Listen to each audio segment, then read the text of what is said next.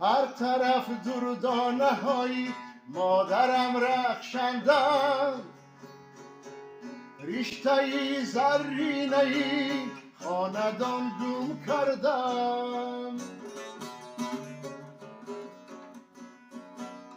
خانم پر از طرب، جانم پر از تاب و تب، گرمی جان را من از این آشیان گم کردم.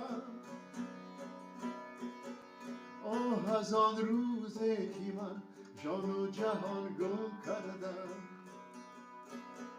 مادری جان، مادری جان، جان و جان گم کردم.